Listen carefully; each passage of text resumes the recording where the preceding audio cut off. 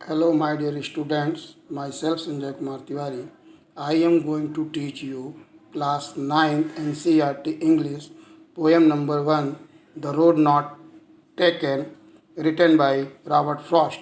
This well known poem is about making choices and the choice that shape us. ये Robert Frost की एक famous कविताओं में से है जिसमें जीवन में आपको चॉइस चुननी होती है आपके जीवन के लक्ष्य को चुनने के लिए कि आप किस लक्ष्य को चुनें। वो जो लक्ष्य है वो आपके जीवन को संवारता है, इस पर आधारित है।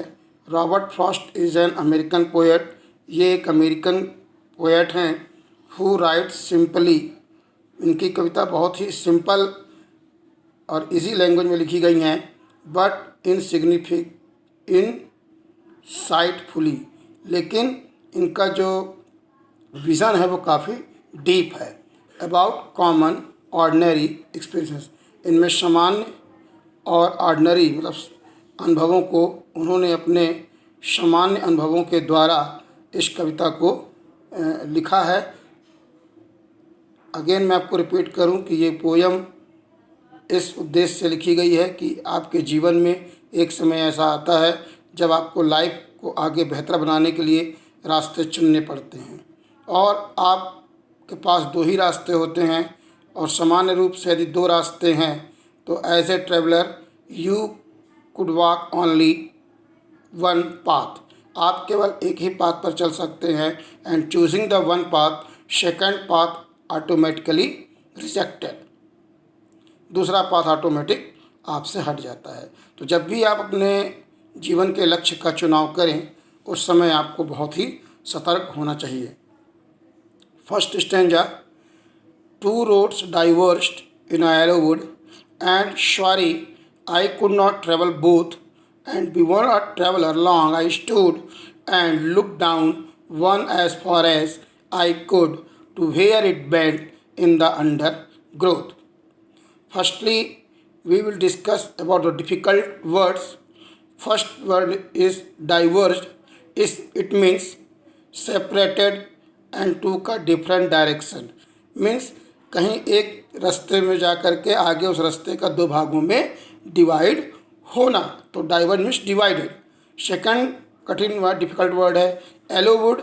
एलोवुड means at the time when the leaves turn into yellow and decomposing, पतझड़। थर्ड कठिन डिफिकल्ट वर्ड है under growth.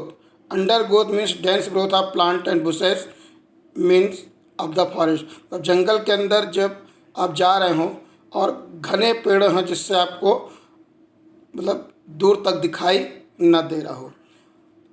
In this poem, in this stanza poet says कि two roads diverge in a yellow would.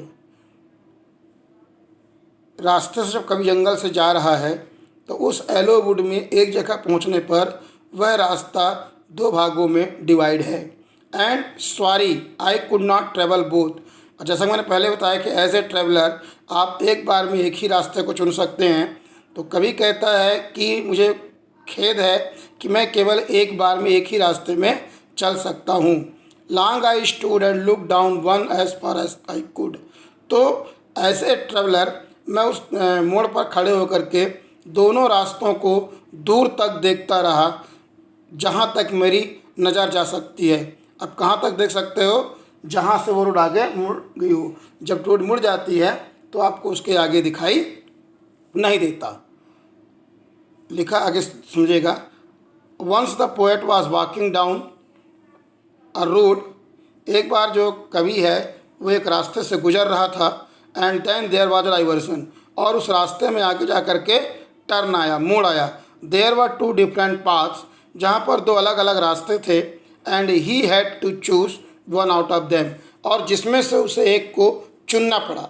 The poet says, कभी कहता है that as he was one person, चूँकि वह एक ही सिंगल व्यक्ति है, he could travel on one road only, और वह केवल एक ही रास्ते पर चल सकता है।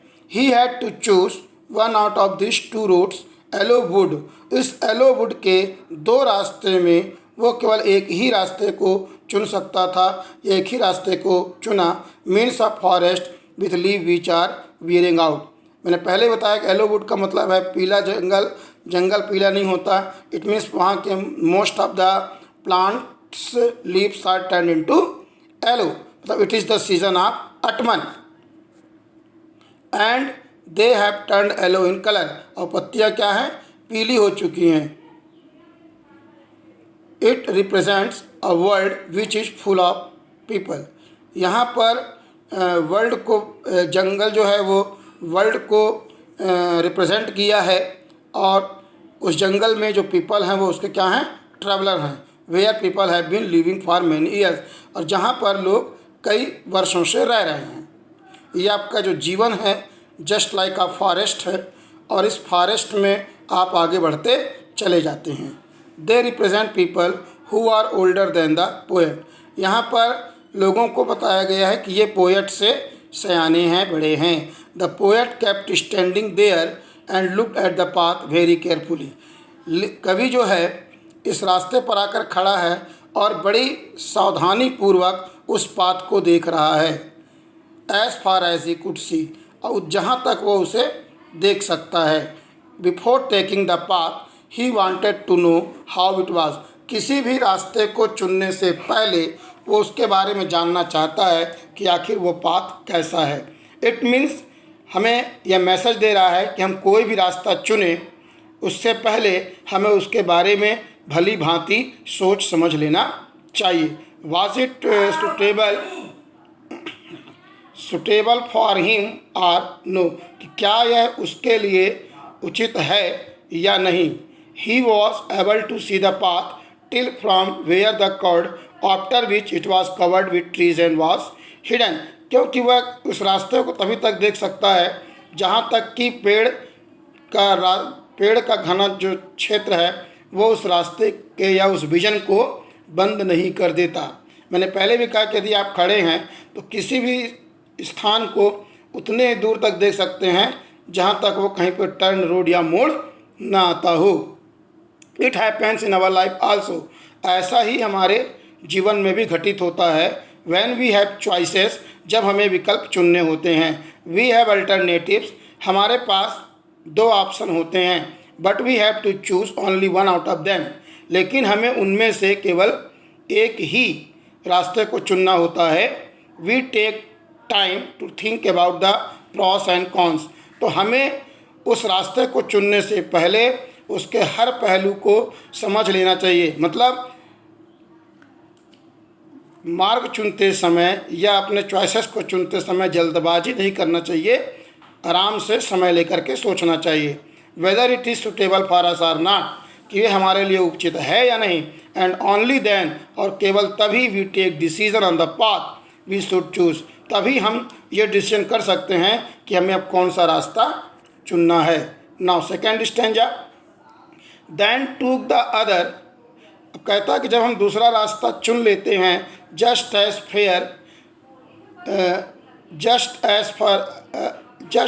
Fair and having perhaps the better claim, कि शायद लेखक को लगता है कि ये रास्ता बहुत उसके लिए उपयुक्त है। Because it was greasy and wanted wear, क्योंकि अभी इस रास्ते को बहुत लोगों ने चुना नहीं है। जैसे आप देखते हैं ना, पढ़ाई करते हैं, पढ़ाई के बाद लोग बोलते हैं कि आपको क्या विषय लेना है, क्या करना है, तो आप देखते हो कि अभी इस समय वर्तमान में किस सब्जेक्ट की ज़्यादा वैल्यू है, आप उस प्रकार से उस सब्जेक्ट को चुनते हैं। तो वही कह रहा कि उसको लगा कि अभी इसको कम लोग चुने हैं, या ये रास्ता थोड़ा सा स्ट्रेंज है, और चूँकि कभी क्या करेजियस है, he is interested, he want to take risk in his life, so he decided to take another way, इसलिए वो दूसरे रास्ते को चुनता है। Though as for that passing there had वॉन्ट them really about the same, जबकि आगे जाने पर पता चलता है या देखता है कि मतलब दोनों सेम हैं।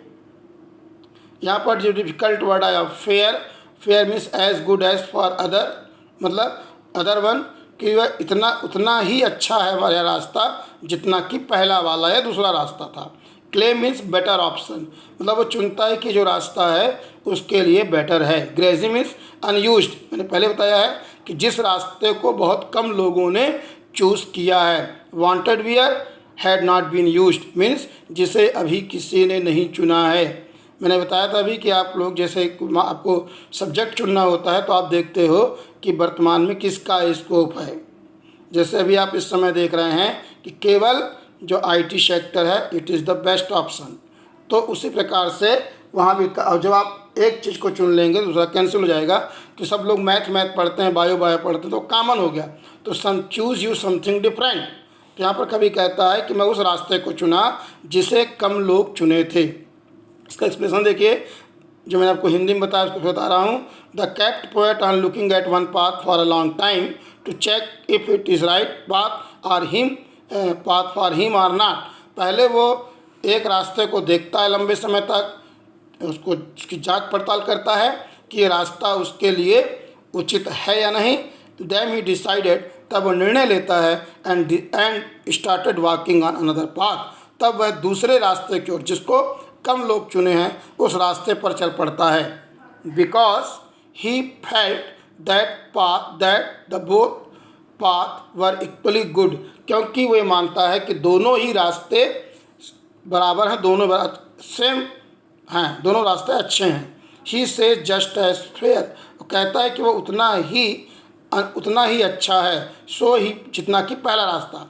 ही felt that both paths were equally good and started walking on off them, और इसलिए कहता है कि वो दोनों रास्ते अच्छे हैं, इसलिए वो उनमें से एक रास्ते को चुन लेता है। He adds that may be he felt that the path was better for him, वो सोचता है कि ये रास्ता उसके लिए अच्छा होगा, सो ही चूज इट, इसलिए वो उसे चुनता है। It as it has grass on it, अभी ये ग्रेसी है, मतलब unused by another, which means that it was unused. Not many people had walked on this path, इस रास्ते से अभी बहुत लोग नहीं गुजरे हैं, मतलब ये रास्ता कम लोगों द्वारा चुना गया है। Earlier that is why this path was greasy, शायद इसीलिए अभी ये रास्ता ग्रेजी है। एंड वांटेड वेयर मतलब हैड नॉट बीन यूज्ड, मैंने आपको पहले ही डिफिकल्ट वर्ड बता दिया है। Means that it was not walked over by many people, अर्थात अभी इसको बहुत लोगों ने यूज़ नहीं किया है। After he walked on the path, अब जब कुछ दूर तक चला जाता है some distance, he realised that the both path had been worn out of the same way, कि दोनों ही रास्ते एक हैं। Both the paths were similar and worn out. Even in our life, ठीक इसी प्रकार से हमारे जीवन में वी टेक एनी पाथ और ऑप्शन, हम कोई भी रास्ता चुन सकते हैं, but all of them have the same benefit, लेकिन महत्व सभी का एक ही होता है। सभी के फायदे, सभी का जो फ़ायदा नुकसान, problem disadvantage, problem, challenge and we must face them. चाहे किसी भी रास्ते को चुने, हर रास्ते में हमें कठिनाइयाँ, परेशानियाँ आएंगी और हमें उन्हें फेस करना पड़ेगा। अर्थात कभी कहता है कि हम किसी भी रास्ते को ये सोचकर नहीं छोड़ सकते कि इसमें ज़्यादा समस्या है, क्योंकि हम जिस भी रास्ते को चुनेंगे, जिस भी मार्ग पर चलेंगे, समस्याएं हमें हर में मिलेगी। अर्थात हमें समस्याओं को सामना करने के लिए तैयार रहना चाहिए। We think that we are choosing a better option but it is not that way, हम सोचते हैं कि शायद ये हमारा बेटर ऑप्शन है, लेकिन ऐसा नहीं है। Now see third stanza, and both that morning equally lay in leaves, no step had trodden black, oh, I kept the first for another day, at knowing how way leads on to way. I doubted if I should ever come back. Trodden means यहाँ पर walked over, जिस पर अभी कोई नहीं चला है। The poet says that, कवि कहता है कि both of the paths were similar that morning. आज सुबह दोनों ही रास्ते उसे एक जैसे ही दिखाई देते हैं। Both had leaves on them, दोनों ही रास्ते पर पत्तियां पड़ी हुई हैं। And no one had stepped on them as they were still green in colour, अभी इनमें से कोई भी नहीं गुजरा है, अर्थात पत्तियां अभी भी ग्रीन हैं, मतलब ये रास्ते अभी बिल्कुल फ्रेश हैं। ही डिसाइडेड, वो निश्चय करता है, that the day he would take one path and keep the other path other day, कि आज वो पहले एक ही रास्ते को चुनेगा और दूसरे रास्ते को नेक्स्ट डे के लिए रखेगा। आल्थो ही न्यू दैट, यद्यपि वो जानता था that one way leads to another way, कि एक रास्ते से जाओगे वो भी दूसरे रास्ते पर ही जा कर के मिलता है या लीड करता है। He knew that he could not go back on the choices that he had made, वो जानता था कि यदि हम किसी रास्ते को एक बार चुन लेते हैं तो फिर हम उससे बैक नहीं हो सकते या हम दूसरे ऑप्शन को नहीं चुन सकते। Even in our similarly in our life, ठीक उसी प्रकार से जीवन में once we choose an option, यदि हम किसी एक विकल्प को चुन लेते हैं, we must keep on moving ahead, हमें उसी पर आगे बढ़ना होता है, विद दैट ऑप्शन, उस ऑप्शन के साथ, and we never get a chance to come back, और हमें उसे वापस आने का मौका नहीं मिलता, and take the other option that we had left earlier, उस ऑप्शन को जिसे हमने बाद के लिए छोड़ रखा है। अर्थात कहने का मतलब ये कि यदि हम एक ऑप्शन को चुन लेते हैं, जैसे बहुत से लोग होते हैं घर में कहे कि ये विषय चुन लो, और वो विषय चुन करके वो पढ़ाई कर लिया, अब यदि उसको जीवन में सफलता नहीं मिलती है तो क्या वो दोबारा बैक हो सकता है? नहीं हो सकता। इसलिए हमें अपने जीवन का विकल्प चुनने में बड़ी सतर्कता और सावधानी बरतनी चाहिए। ना 4th stanza and last stanza. I shall be telling this with a sigh. Somewhere edges and edges hands, two roads diverge in a wood, and I took the one less travelled by, and that has made all the difference. Sigh means deep breathe, मतलब think deeply, गहरी सांस लेना।